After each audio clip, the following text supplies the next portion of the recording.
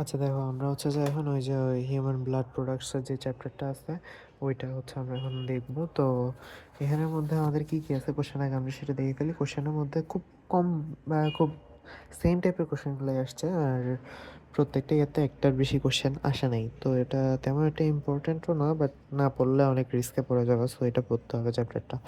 তো এখানের মধ্যে আমরা যদি প্রথমটা দেখি যে describe anticoagulants use to prevent coagulation during blood transfusion. তো এখানের মধ্যে আমাদেরকে বেসিক্যালি এই যে citrate dextrose, citrate phosphate dextrose solution, এই দুইটা নিয়ে কথা বলতে হবে। বাট এখানে জাস্ট ট্রান্সফিউশনের কথা বলছে। হ্যাঁ, অ্যান্টিকোয়াগুলেন্টস আসলে অনেক রকমের হয়। একটা হচ্ছে কি হ্যাপারিন, যেটা হচ্ছে আমাদের বডির ভিতরে রক্তকে জমাট বাঁধতে দেয় না। তারপরে আরও একটা আছে হচ্ছে যে ডাইসোডিয়াম ইডেন্টেড মেবি, হ্যাঁ ডাইসোডিয়াম ইডেটেড।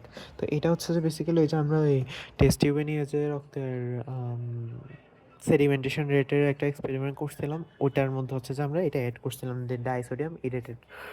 ওটা হচ্ছে কি, ওটা হচ্ছে গ্লাসের সাথে সংস্পর্শে আসলে তখন রক্তকে জমাটবাটটা দেয় না। বাট যখন আমরা এগুলোকে কিছু মানে ব্লাডের যে ব্লাড ব্যাগগুলোতে নিই, তখন হচ্ছে যে এইটা আবার কাজ করে না, এই ডাইসোডিয়াম ইডেটেড। তখন হচ্ছে কাজ করা হচ্ছে এই দুইটা জিনিস, সাইট্রেট ডেক্সট্রোজ আর এটা হচ্ছে citrate phosphate dextrose. Citrate phosphate dextrose আর সাইট্রেট ডেক্সট্রোজ নিয়ে তেমন একটা বেশি ডিসক্রাইব করা নেই, এখানে খুব সামান্য একটু বলছে। তো আমার মনে হচ্ছে যে 5 মার্কের জন্য যেহেতু আসছে কোশ্চেনটা, এটা এনাফ না।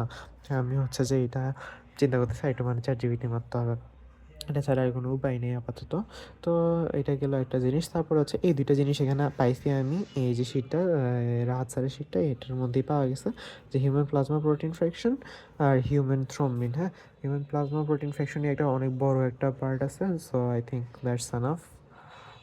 হিউম্যান এটা ফ্র্যাকশন অফ প্লাজমাটা একটু ফার্স্টে ব্যাখ্যা করতে হবে, তারপরে হিউম্যান প্লাজমা প্রোটিন ফ্র্যাকশন নিয়ে 3টা পেজ আছে। তো এগুলার বিশেষ করে এই চ্যাপ্টার থেকে সবগুলোর থেকে বেশি যে জিনিসটা লাগবে সেটা হচ্ছে স্টোরেজ কন্ডিশন আর কতদিন স্টোর করা যাবে, এই দুইটা জিনিস খুব বেশি বেশি আসছে।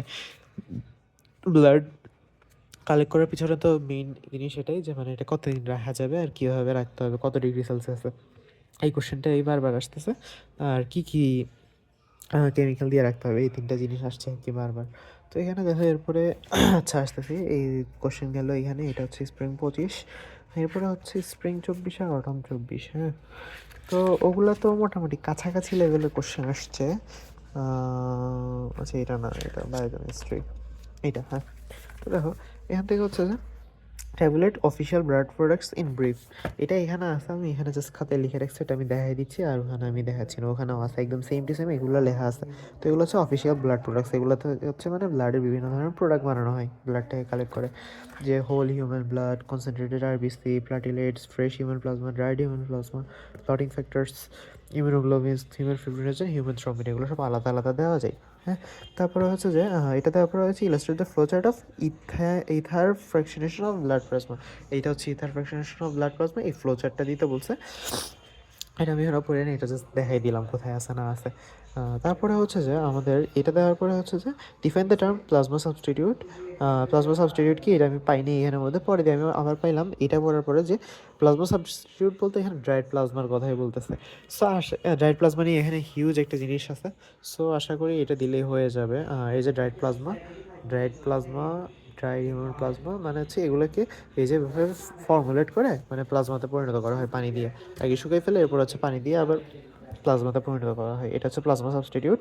এটাকে একটু ডিফাইন করতে বলছে, সেহেতু আমাদেরকে একটু সাহায্য নিতে হবে, কারণ এখানে এটা ডেফিনেশন আই ডোন্ট থিঙ্ক যে আছে। আবার cite the sources and production of different grades of dextran, এটা নাই, এটা টোটালি নেই। ডেক্সট্রনের বিভিন্ন ধরনের ফর্মুলেশন দেখাতে বলছে, সোর্সেস দেখাতে বলছে, প্রোডাকশন দেখাতে বলছে, এগুলো আমাদের এখানে নাই। ডেক্সট্রন নিয়ে কিছুই দেয় নেই, খুব সামান্য একটু দিছে, এই যে এগুলো নিয়ে এই যে 1 লাইন 2 লাইন ছিল ওগুলো। সো এটা আমাদেরকে অবশ্যই অবশ্যই এ থেকে দেখতে হবে। তারপরে হচ্ছে যে আমরা যদি এগুলোতে চলে আসি, এগুলোতে আর কী কী দিছে আমি যদি একটু বলি, তাহলে থেকে দিছে হচ্ছে যে আমাদেরকে রিফ্রি ডিসক্রাইব অ্যান্ড ইকুইভ্যালেন্টস আছে আমাদের, মানে এটা ওইভাবেও নেই বাট ওভারঅল আছে, সো এটা একটু দেখে নিব অনলাইন থেকে। তারপর হচ্ছে যে সামারাইজ দ্য রোল অফ এসিসাইটেড dextrose and disodium edetate as anticoagulant. Disodium edetate কোনটা বলছে, ওই যে গ্লাসে বা টেস্ট টিউবে নিলে যেটা হচ্ছে সেটা যে অ্যান্টিকোয়াগুল্যান্ট ইউজ করে সেটা হচ্ছে কি ডাইসোডিয়াম ইডেটেড, আর আমাদের যে ব্যাগের মধ্যে ইউজ করবে সেটা হচ্ছে যে সাইট্রেটেরগুলো। হ্যাঁ, তো এগুলোর রোলগুলো ব্যাখ্যা করতে বলছে, এই কথাগুলো লিখতে হবে এখান থেকে দেখে দেখে। তারপরে হচ্ছে যে ড্রাইড প্লাজমা হচ্ছে যে সাবস্টিটিউট ফর হোল ব্লাড, হ্যাঁ। তো এটাকে কীভাবে ইউজ করতেছে, explain and mention it's storage and clinical applications, হ্যাঁ।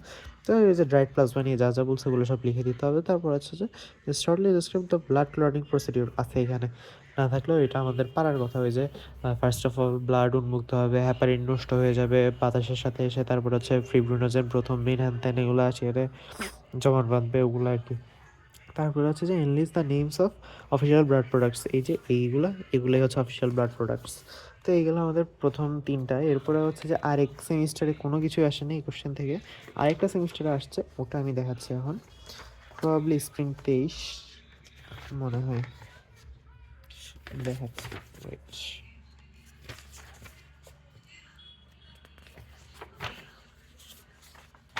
এই তো এটা, হ্যাঁ।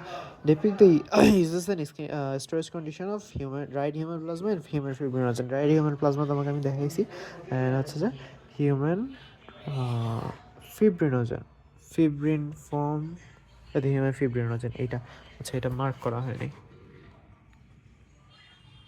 তো এই হচ্ছে এই চ্যাপ্টারের এগুলো, এই চ্যাপ্টার থেকে কোনো কোশ্চেন নেই। সো ব্লাড রিলেটেড প্রোডাক্টস হয়ে গেল আশা করি আমাদের।